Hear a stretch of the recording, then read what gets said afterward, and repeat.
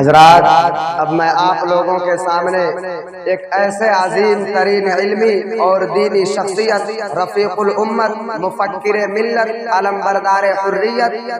صلاحیت عظمیٰ کے حامل اور صالحیت عظیمہ کے متحمل اور عظیم الشان ادارہ و درسگاہ کے بے مثل خطیب و ادیب، جن کے لیے ہم اور آپ سراپا منتظر ہیں، جن کی آمد کے لیے ہم پلکیں اور آنکھیں ہی نہیں بلکہ دل کا فرش بچھائے ہوئے ہیں، جن کا بیان عالمانہ،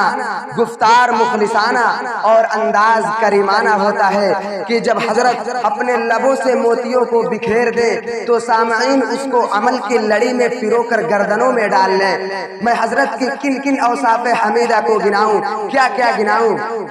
میرے پاس الفاظ ہی نہیں ہے۔ تو آئیے آپ لوگوں کو اس عالی شخصیت سے انتظار کرائے بغیر آپ سبھی کے روبرو میں اس مخدوم معظم، محترم و مکرم، استاد من حضرت مولانا و مفتی عبدالودود صاحب القاسمی دامت برکاتہم العالیہ کو مدعو کرتا ہوں اس شعر کے ساتھ کہ ادا عابدانہ، قبا زاہدانہ، نظر عارفانہ، جگر غازیانہ،